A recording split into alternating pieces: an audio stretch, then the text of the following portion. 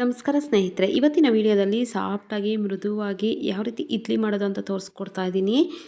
ಹಾಗೆ ನನ್ನ ಚಾನಲನ್ನು ಫಸ್ಟ್ ಟೈಮ್ ಯಾರೆಲ್ಲ ನೋಡ್ತಾ ಇದ್ದೀರಾ ಒಂದು ಸಬ್ಸ್ಕ್ರೈಬ್ ಮಾಡಿ, ಹಾಗೆ ಒಂದು ಲೈಕ್ ಮಾಡಿ, ಹಾಗೆ ಬೆಲ್ಲೈಕನನ್ನು ಕ್ಲಿಕ್ ಮಾಡಿ. ನಾನು ಹಾಕೋ ವಿಡಿಯೋ ಮೊದಲು ನೋಟಿಫಿಕೇಷನ್ ಆಗಿ ನಿಮಗೆ ಬರುತ್ತೆ. ಮೊದಲು ನೀವೇ ನೋಡ್ಬೋದು. ನೋಡಿ, ಸಾಫ್ಟಾಗಿ ಮೃದುವಾಗಿ ಯಾವ ರೀತಿ ಮಾಡೋದು ಅಂತ ತೋರಿಸ್ಕೊಡ್ತಾ ಇದ್ದೀನಿ. ಈ ಮೆಜರ್ಮೆಂಟಲ್ಲಿ ಮಾಡ್ಕೊಳ್ಳಿ, ತುಂಬಾ ಚೆನ್ನಾಗಿ ಬರುತ್ತೆ, ಸಾಫ್ಟಾಗಿ ಬರುತ್ತೆ ಇಡ್ಲಿ ಅನ್ನೋದು. ನೋಡಿ, ಆ ಲೋಟದಲ್ಲಿ 6 ಲೋಟ ಆಗುವಷ್ಟು ಅಕ್ಕಿಯನ್ನು ಹಾಕ್ಕೊತಾ ಇದ್ದೀನಿ. ಇಲ್ಲಿ ನಾನು ರೇಷನ್ ಅಕ್ಕಿಯಲ್ಲಿ ಮಾಡ್ತಾ ಇದ್ದೀನಿ. 6 ಲೋಟ ಆಗುವಷ್ಟು ಅಕ್ಕಿಯನ್ನು ಸೇರಿಸ್ತಾ ಇದ್ದೀನಿ ಆ ಲೋಟದಲ್ಲಿ. ಅದೇ ಲೋಟದಲ್ಲಿ 1 ಲೋಟ ಆಗುವಷ್ಟು ಉದ್ದಿನ ಬೇಳೆಯನ್ನು ಸೇರಿಸ್ತಾ ಇದ್ದೀನಿ.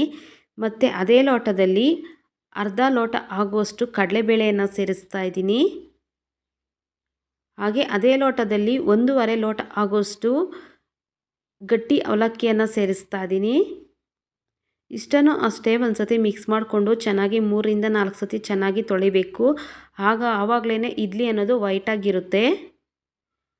ಅಕ್ಕಿಯಲ್ಲಿರುವಂತಹ ವೈಟಾಗಿರೋದೆಲ್ಲ ಹೊರಟೋಗಬೇಕು. ಧೂಳುದು ಮೆಲ ಇರುತ್ತೆ ರೇಷನ್ ಅಕ್ಕಿಯಲ್ಲಿ, ಅದನ್ನೆಲ್ಲ ಕ್ಲೀನಾಗಿ ಹೋಗೋವರೆಗೂ 4ರಿಂದ 5 ಸತಿ ತೊಳಿಬೇಕು. ನಾನೊಂದು 4ರಿಂದ 5 ಸತಿ ಚೆನ್ನಾಗಿ ತೊಳ್ಕೊಂಡು ಬಂದಿದ್ದೀನಿ.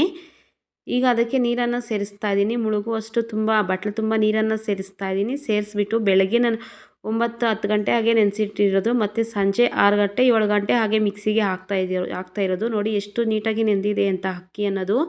ಈಗ ಇದನ್ನು ಜಾರಿಗೆ ಸೇರಿಸ್ಕೊತಾ ಇದ್ದೀನಿ. ನಮಗೆ ಜಾರಿಗೆ ಎಷ್ಟು ಬೇಕಾಗುತ್ತೋ ಅಷ್ಟನ್ನು ಸೇರಿಸ್ಕೊಂಡು ರುಬ್ಕೋಬೇಕಾಗುತ್ತೆ.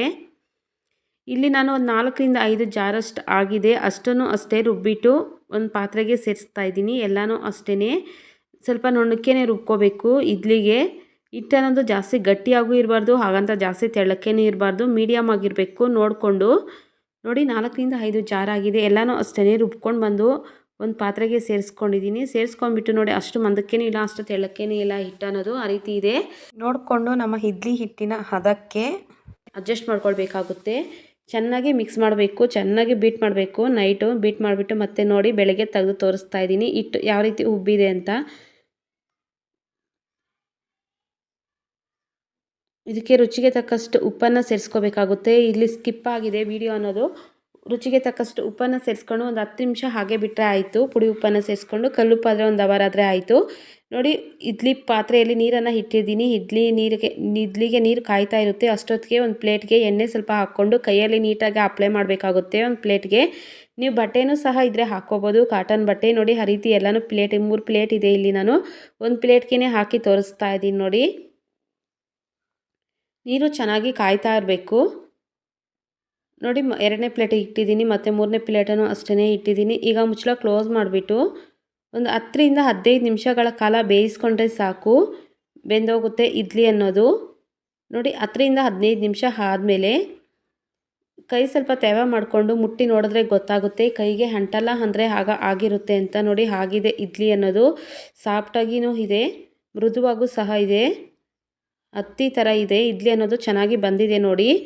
ಈಗ ಇದನ್ನು ತೆಗೆದು ಈಚೆಗೆ ಇಕ್ತಾ ಇದ್ದೀನಿ. ಇಕ್ಬಿಟ್ಟು ಒಂದು ಸ್ವಲ್ಪ ನೀರನ್ನು ಸೇರಿಸ್ತಾ ಇದ್ದೀನಿ. ಸ್ವಲ್ಪ ಆರಿದ ಮೇಲೇ ತೆಗಿಬೇಕು, ಇಲ್ಲಾಂದರೆ ಪ್ಲೇಟ್ಗೆ ಎಲ್ಲ ಮೆತ್ಕೊಂಡ್ಬಿಡುತ್ತೆ. ಅದರಿಂದ ಸ್ವಲ್ಪ ಆರಿದ ಮೇಲೆ ಒಂದು 2 ನಿಮಿಷ ಬಿಟ್ಟರೆ ಆಯಿತು. ಬಿಟ್ಬಿಟ್ಟು ತಣ್ಣೀರನ್ನು ಹಾಕಿಬಿಟ್ಟು ತೆಗೆದು ತೋರಿಸ್ತಾ ಇದ್ದೀನಿ. ನೋಡಿ, ನೀಟಾಗಿ ಬರ್ತಾ ಇದೆ. ನೋಡಿ, ಇಡ್ಲಿ ಅನ್ನೋದು ಸಾಫ್ಟಾಗಿ ಮೃದುವಾಗೂ ಯಾವ ರೀತಿ ಇದೆ ಅಂತ. ಈ ರೀತಿ ಮಾಡ್ಕೊಳ್ಳೋದ್ರಿಂದ ಇಡ್ಲಿ ಅನ್ನೋದು ಸಾಫ್ಟಾಗಿ ಮೃದುವಾಗೂ ಸಹ ಬರುತ್ತೆ. ಒಂದು ಸತಿ ಟ್ರೈ ಮಾಡಿ ನೋಡಿ, ತುಂಬಾ ಚೆನ್ನಾಗಿರುತ್ತೆ, ಟೇಸ್ಟಿಯಾಗೂ ಸಹ ಇರುತ್ತೆ. ನಾನಿಲ್ಲಿ ಯಾವುದೇ ರೀತಿ ಸೋಡಾ ಏನು ಬಳಸಿಲ್ಲ, ಹಾಗೇ ಮಾಡಿರೋದು. ನೋಡಿ, ರೆಡಿಯಾಗಿದೆ ಇಡ್ಲಿ, ಸಾಫ್ಟಾದ ಮೃದುವಾದ idli. Thank you for the watching.